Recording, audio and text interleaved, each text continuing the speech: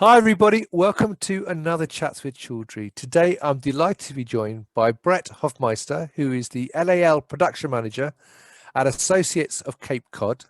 And today, we're going to be talking about endotoxin testing and horseshoe crabs, and also a significant milestone which has just been reached. So, Brett, how are you? It's lovely to see you, my friend. I'm doing well. Thanks very much. Good to see you too. It's lovely to see you. So, where are you calling in from today, Brett? Cape Cod, Massachusetts, right down in Falmouth. Lovely, lovely summer day. Well, I'm glad to hear. It is a lovely part of the country when it's sunny. Maybe not so when it's pouring down with rain or snowing, though. So, anyway, thank you for joining me today. Before we start talking about endotoxin testing and horseshoe crabs, would you mind giving the viewers a quick overview of your own background and also about ACCA? Absolutely. Well, Associates Cape Cod has been located here in Falmouth since the beginning, since we were founded back in the 70s. The founder of our company, Stanley Watson, commercialized LAL. We were the first to bring it to the market, and we've been growing here since. It's been a great run for ACC, and ACC and I found ourselves around 2003. I started here. I've got a background in manufacturing. I love the ocean. I've been a resident of Cape Cod for longer than I care to admit, over 30 years. And we found each other, and I've been working with horseshoe crabs ever since. I'm really enjoying my experience here and the things I've learned. Brilliant. Fantastic. So, very basic question. Why is it important to test for endotoxins? Well, endotoxins are everywhere. We're surrounded by them. They're a component of our life, but they're dangerous when they enter your bloodstream or spinal fluid. So endotoxin that you and I are exposed to on a daily basis, our bodies can handle. But if it does cross that bloodline, or it becomes a problem. It's pyrogenic. It can cause a fever. It can cause terrible things to happen to the human body, up to and including death. So endotoxins is something that need to be tested for in anything that's injected or implanted into a human body. Right. Okay. And why are horseshoe crabs so important for endotoxin testing? Well, again, since the 70s, the horseshoe crabs have a component of their blood that clots around the presence of endotoxin. So it's part of their immune system. Other animals have it, but horseshoe crabs are readily accessible. It's a very primitive and simple mechanism to manipulate. So they provide the LAL manufacturers in the United States the raw material to produce the product that we make that tests endotoxin. Essentially, we take those components from the blood, manipulate them, and provide an assay in a test tube. That's freeze dried. It's stable. That's very accurate. And it's very cost effective. So right. Okay. But are there other ways to test for endotoxins as well? There are. I mean, prior to the 70s, the rabbit pyrogen test was the go-to test, where pharmaceutical companies would inject a rabbit with, say, a sample of flu vaccine, for instance, and they have to monitor the rabbit for 2 or 3 days to see if it spiked a fever.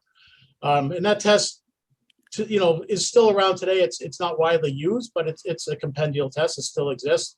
There's an MAT test that's based on human blood, and most recently, there's a lot of news about RFC tests, recombinant factor C, and most recently, ACC's actually released a new product, an RCR, a recombinant cascade, which more closely mimics the test based on the LAL test, so the same cascade. So there are other tests out there, but the gold standard, the compendial test right now remains to be LAL. Right. And I know you said LAL quite a few times, but just for those who've been listening, what does LAL stand for, and what does it actually mean? That's a great question. LAL stands for Limulus amoebocyte lysate. So a lot of people say that crabs contain LAL, and it's not the truth. The Limulus is based on the Limulus polyphemus, the American horseshoe crab, and the lysate that we produce is based off of the amoebocytes. So we lyse these amoebocytes and release those clotting agents that I was talking about. So this is a product that we make from the blood of the horseshoe crabs.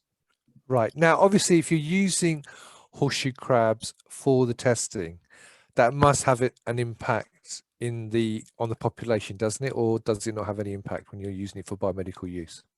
That's a great question. There's a lot of debate about that. There's a lot of data. There's scientific data, volumes of scientific data that'll tell you that the impact is really minimal with what we do with the horseshoe crab. So, in the United States, the primary use of horseshoe crabs is for bait. They use it to catch carnivorous snails or conch. They might see in conch fritters or sushi.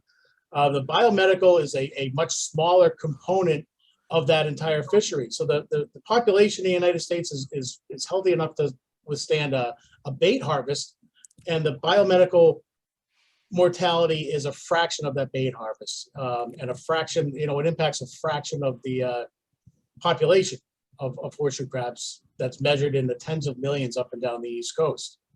Right. So what do you say to people then who say that the population in the US is not doing well? I would say, again, read the data. The Atlantic States Marine Fisheries manages the horseshoe crabs up and down the Atlantic East Coast, and there's individual states use those management directives to manage their own fisheries, and states have the power to manipulate, let's say, a quota. For instance, Massachusetts has a quota of 330,000 crabs that were allowed for bait. Massachusetts Division of Marine Fisheries cuts that down to about 165. So I would let people know that there is a lot of people, a lot of scientists, a lot of biologists looking at the horseshoe crab fisheries on both a coastwide level and a state level, and the populations are healthy. In the Delaware Bay region alone, it's estimated that there's 30 to 40 million adult crabs, countless juveniles, and it's probably safe to say that there's hundreds of millions of horseshoe crabs up and down the East Coast. So, the population itself is healthy. That said, horseshoe crabs are slow to mature. They are sexually mature 10 to 12 years of age.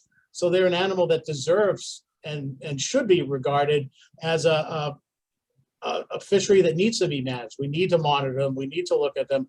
And we want to minimize the impact that we do have. And certainly there are areas of concern. There's areas where population trends are not going the way we would like them to. And management addresses those through the process of fisheries management, right? On both the state and coastwide level. So I would encourage people to look at the data available in their individual states with the ASMFC and see the studies that are being done and see that there's a very healthy population out there. Right. And what sort of conservation measures are being taken to help the horseshoe crabs? Well, in along those lines. So again, the ASMFC regulates it. One of the things that they did in 2011 was to look at industry standards with the biomedical companies, and they put out a series of BMPs for the biomedical companies. They put in measures to reduce the bait harvest to a sustainable level. I mean, that's the goal of the ASMFC, is sustainable fisheries.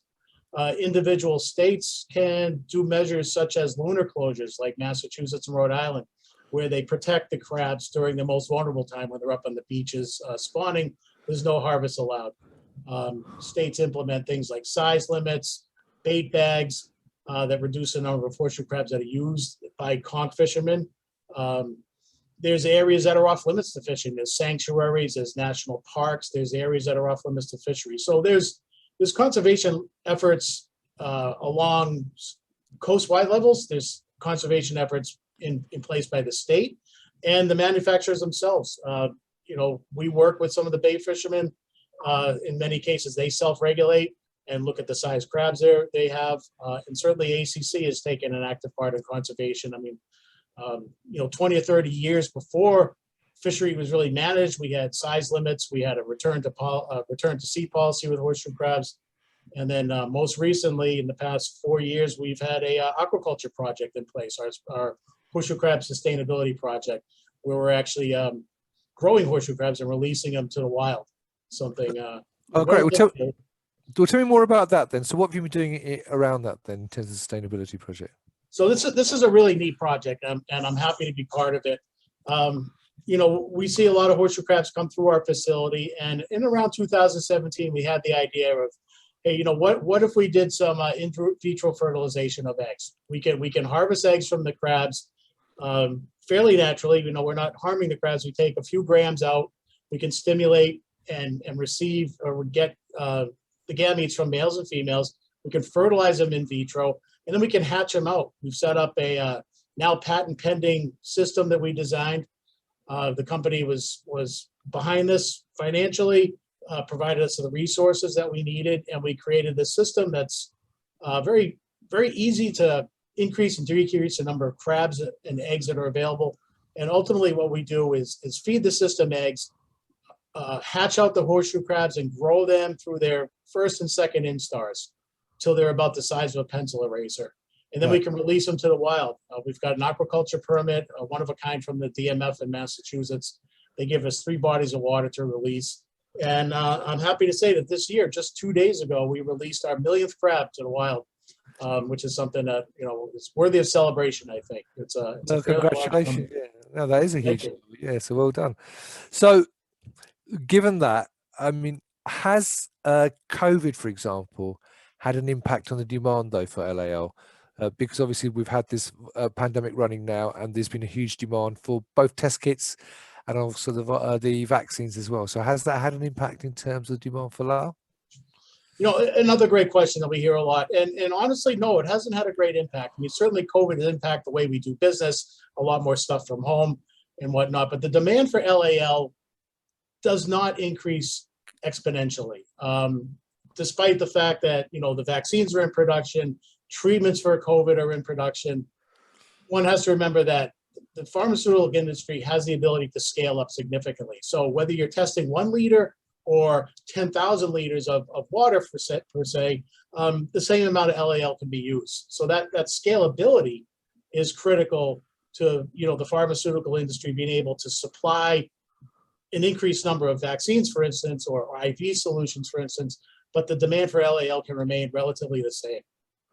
Fantastic. So if people want to know more about the different projects, and the sustainability project, for example, you talked about, know more about that, and also about horseshoe crabs and about endotoxin in general and the different testing processes out there, where can they get more information?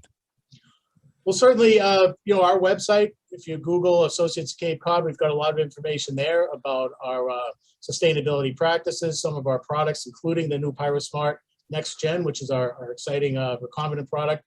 And, you know, some of the data I talked about today is available with the Atlantic States Marine Fisheries Commission, Massachusetts Division of Marine Fisheries. And there you can look at population trends and learn a lot about horseshoe crabs.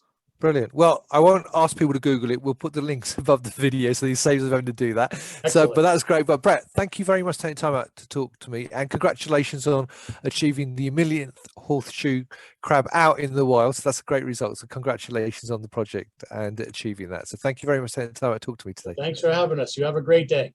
Well, you too, and enjoy the baseball season. The Red Sox are doing pretty well at the moment, so hopefully they'll continue to do well. From your behalf, I'm a Yankees fan, so I'm not so happy. But anyway. Well, you should have said that before the interview, right? Well, I didn't want to ruin it. I wanted to make sure you were happy when we did the interview. So anyway, all right, so yeah, well, thanks very much, Brett. It's lovely to see you. Thank you very much for taking time. Viewers, I hope you found that useful. If you've got any questions or comments for Brett, please feel free to leave them below the video. I'm sure Brett will be only too happy to answer them. And also you can check out the links above the video to find out more about what ACC are doing around horseshoe crabs, their project. And I'll also get the links that Brett mentioned about the marine fisheries and so on, so you can get some of that other background data as well. So all that's going to say is, Brett, thank you very much. It's lovely to see you. Have a great summer. And thank you very much, everyone, for watching. Hope you found that useful. And until next time, as always, stay well and stay safe. Bye-bye. All right, thanks to all.